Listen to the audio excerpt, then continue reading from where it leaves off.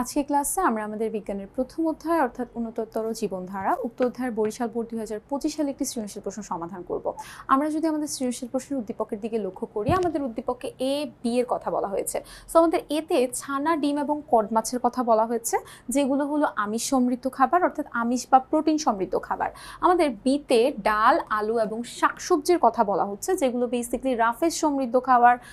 আমাদের এখানে আরও ইনফরমেশন আছে, যেটা হলো ডলির ওজন 50 কেজি এবং তার উচ্চতা 1.5 মিটার। সো আমাদের ক নাম্বার প্রশ্নের দিকে যদি লক্ষ্য করি, বলা হচ্ছে সুষম খাদ্য কাকে বলে।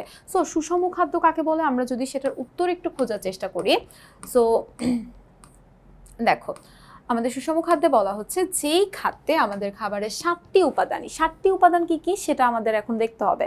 সো 7টি উপাদান কি কি? আমাদের শর্করা, আমাদের আমিষ, আমাদের স্নেহ, আমাদের ভিটামিন, আমাদের খনিজ লবণ, আমাদের পানি।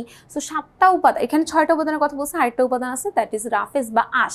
সো এই 7টা উপাদানের গুণাগুণ অনুসারে উপযুক্ত পরিমাণে থাকে, মানে এই যে শর্করা, আমিষ, স্নেহ, আমাদের যেই জিনিস যত বেশি দরকার। যেমন আমরা যদি খাদ্য পিরামিডের কথা বলি, আমাদের যখন এরকম খাদ্য পিরামিডটা থাকে, আমাদের সব থেকে নিচে থাকে কি? শর্করা, মানে শর্করাকে আমরা বেশি পরিমাণে খাই। আর সব থেকে অল্প পরিমাণে আমাদেরকে কি খেতে হয়? স্নেহ বা এই চর্বি সমৃদ্ধ খাবারগুলো আছে সেগুলা। তাহলে আমাদের 7টা উপাদানই যখন উপযুক্ত পরিমাণে থাকে এবং যেই খাদ্য গ্রহণ করলে আমাদের দেহের স্বাভাবিক যে কার্যক্রম রয়েছে সেই কার্যক্রমের জন্য উপযুক্ত পরিমাণে ক্যালোরি পাওয়া যায়, সেটাকে আমরা বলতে পারি সুষম খাদ্য। সো আমাদের খ নাম্বার প্রশ্নের দিকে যদি খেয়াল করি, আমাদের খ নাম্বার প্রশ্নতে কি বলছে সেটা আমরা একটু দেখে নিই। সো আমাদের খ নাম্বার প্রশ্নতে বলা হচ্ছে এইডসকে মরণব্যাধি কেন বলা হয়। সো এইডস বলতে আমরা কি বুঝি? এইডস এর পূর্ণরূপ আমরা আসলে কি বুঝি? Acquired immune deficiency syndrome. তাহলে এই এইডস বেসিক্যালি কেন হয়? এইচআইভি নামক একটা ভাইরাসের কারণে হয়। এইচআইভি ভাইরাসের কারণে আমাদের বেসিক্যালি এই এইডস রোগটা হয়। কারো শরীরের মধ্যে যদি একবারই এইচআইভি ভাইরাসটা প্রবেশ করে, তাহলে বেসিক্যালি তার শরীর থেকে এটা কোনোভাবেই যায় না, কোনোভাবেই এই জিনিসটা সরে না। তাহলে তখন আসলে এইডস রোগটা তার শরীরে বাসা বেঁধে যায় এবং এই জন্য বেসিক্যালি এই রোগটাকে মরণ ব্যাধি বলা হয়। এটার আনসার আমরা কিভাবে করব সেটা যদি আমরা একটু এখান থেকে দেখি, আমাদের বলা হচ্ছে এইচআইভি ভাইরাসের সংক্রমণে সৃষ্ট যে রোগ সেটা হলো গিয়ে বেসিক্যালি এইডস, যেটা আমি তোমাকে মাত্রই বললাম যে এইডস রোগটা হয় এইচআইভি ভাইরাসের সংক্রমণের কারণে, যা আসলে বর্তমান বিশ্বে এক ধরনের প্রাণঘাতী মরণ ব্যাধি হিসেবে পরিচিত। তার মানে আমাদের এইচআইভি ভাইরাসের আক্রমণে যে এইডস হয়, এটার কারণে বেসিক্যালি মানুষ মারা যাবেই, মানে এই রোগ ঠিক হবে না, নির্মূল হবে না, ইনফ্যাক্ট এটার কারণেই মানুষ মারা যাবে। এই ভাইরাসটা আমাদের মানবদেহে যখন প্রবেশ করে, এর আসলে সম্পূর্ণভাবে নিস্তার, মানে এটাকে সম্পূর্ণরূপে মানে বিলুপ্ত করা কোনোভাবেই পসিবল না। সংক্রমণের পরে আমাদের প্রাথমিক অবস্থায় কয়েক বছর পর্যন্ত কোনো লক্ষণ প্রকাশ পায় না এবং ভাইরাসটা নিষ্ক্রিয় অবস্থায় থাকে। সময়ক্রমে ভাইরাস ধীরে ধীরে দেহের যে রোগ প্রতিরোধ রয়েছে সেই রোগ প্রতিরোধ ক্ষমতাটাকে নষ্ট করে ফেলে।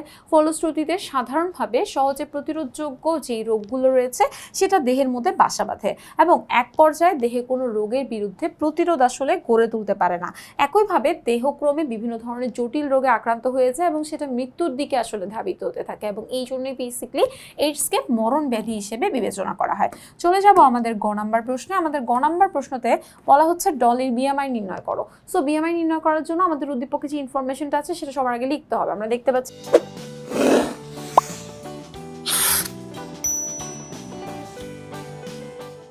ডলির ওজন 50 কেজি, উচ্চতা 1.5 মিটার।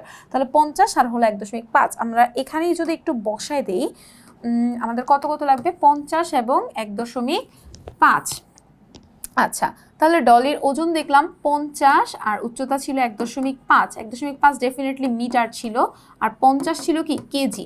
আমরা বিএমআই সূত্র কি জানি? বিএমআই সূত্র জানি দেহের ওজন বাই উচ্চতা স্কোয়ার।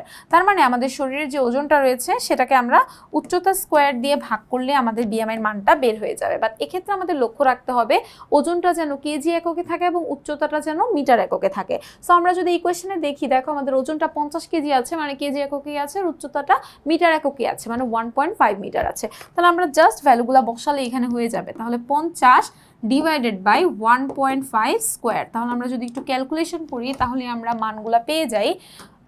সো আমরা ক্যালকুলেশনে কিভাবে করব? আমাদের 50কে ভাগ করব, কত দিয়ে ভাগ করব? 1.5 দিয়ে দুইবার ভাগ করব, 1.5 একবার ভাগ করে আরেকবার ভাগ করে দিলেই হবে, যেহেতু স্কোয়ার ছিল। সো কত আসে আমার 22.22 আসে।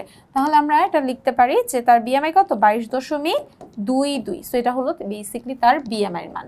সো আমাদের ঘ নাম্বার প্রশ্নতে বলা হচ্ছে দেহ গঠন করার জন্য এ এবং বি এর মধ্যে কোন খাদ্য উপাদানটা সবথেকে বেশি গুরুত্বপূর্ণ। আমরা যদি এ এবং বি দেখি, এতে আমাদের ছানা, ডিম, কড মাছের কথা বলছে, যেটা আসলে প্রোটিন। আর যেটা হলো গিয়ে আমাদের বি, সেটার মধ্যে আমাদের ডাল, আলু এবং শাকসবজির কথা বলা হচ্ছে, যারা হলো গিয়ে রাফেজ সমৃদ্ধ খাবার। তাহলে দেহ গঠন করার জন্য কোন খাদ্যটা আমাদের জন্য ইম্পর্টেন্ট, কোনটা বেশি গুরুত্বপূর্ণ ভূমিকা পালন করে, সেটা নিয়ে বেসিক্যালি আমরা এই কোয়েশ্চেনটায় আলোচনা করব। তো আমাদের দেখো এখানে কি বলতেছে, যে এ দ্বারা নির্দেশিত যেই খাদ্যগুলো আছে, মানে এ দ্বারা যেই খাদ্যগুলোকে নির্দেশ করা হয়, সেই খাদ্যগুলো কি কি, সেই খাদ্যগুলো হলো ছানা, ডিম, কড মাছ, যেগুলো আসলে বেসিক্যালি আমিষ বা প্রোটিন সমৃদ্ধ যেই খাবার, সেগুলোর উৎস। অপরদিকে বি দ্বারা নির্দেশিত যেই খাদ্যগুলো রয়েছে, অর্থাৎ এই যে ডাল, আলু, শাকসবজি, এগুলো বেসিক্যালি রাফেজের প্রধান উৎস। আমাদের রাফেজ সমৃদ্ধ খাবার সম্পর্কে কি বলছি, রাফেজ বলতে আঁশ জাতীয় খাবারগুলোকে আমরা আসলে বুঝে থাকি। সো বলা হচ্ছে রাফেজযুক্ত যেই খাদ্য, সেগুলো আমাদের হজম প্রক্রিয়া করতে সহায়তা করে, আমাদের পানি শোষণ করে নেয়, আমাদের মলের পরিমাণকে বাড়ায়। এর ফলে আমাদের শরীর থেকে যে অপাচ্য অংশটা, মানে অতিরিক্ত যে অংশটা, খারাপ যে পদার্থগুলো, সেগুলো কি হয়ে যায়, সহজেই বের হয়ে যায়। আমাদের রাফেজযুক্ত যেই খাদ্য, সেটা নিয়মিত গ্রহণ করলে শরীরের অতিরিক্ত চর্বি কমাতে আসলে সাহায্য করে। পিত্তথলির পাথর, খাদ্যনালী এবং মলাশয়ের ক্যান্সার, অশ্ব, হৃদরোগ এবং স্থূলতার ঝুঁকি অনেকাংশে হ্রাস পায়। তাই রাফেজযুক্ত যেই খাদ্যগুলো রয়েছে, সেগুলো আমাদের স্বাস্থ্য রক্ষায় গুরুত্বপূর্ণ ভূমিকা রাখে। বলা হচ্ছে যে আমাদের এই যে আমিষ যে রয়েছে, একদম এতে যেটা ছিল অপরদিকে আমিষ, সেই আমিষ হলো প্রাণীদেহের গঠনের জন্য খুবই গুরুত্বপূর্ণ। দেহকোষের প্রায় একদম পুরোটাই আসলে আমিষ দ্বারাই গঠিত। সো বলা হচ্ছে অস্থি, পেশি, লোম, নখ, পাখির পালক, পশুর শিং, এগুলো সরাসরি আসলে আমিষের সাহায্যে তৈরি হয়।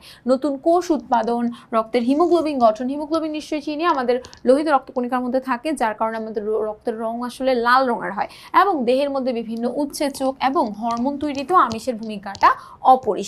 বলা হচ্ছে আমিষ শুধু প্রাণীকোষের গঠনের মধ্যে সীমাবদ্ধ নয়, এটা বিভিন্ন ধরনের বিপাকীয় কার্যাবলীও নিয়ন্ত্রণ করে। মানবদেহের শুষ্ক ওজনের প্রায় 50% আসলে আমিষ দ্বারা গঠিত। তার মানে আমাদের যে ওজনটা রয়েছে, তার 50% কি দ্বারা গঠিত, আমিষ দ্বারা গঠিত। তাহলে আমরা বলতে পারি দেহ গঠনের জন্য উদ্দীপকের এ এবং বি এর মধ্যে, তার মানে আমাদের আমিষ এবং রাফেজ সমৃদ্ধ খাবারের মধ্যে ডেফিনেটলি আমিষটাই সব থেকে বেশি গুরুত্বপূর্ণ। আশা করি এই সৃজনশীল প্রশ্নটি তোমরা সকলে খুব ভালো করে বুঝতে পেরেছো।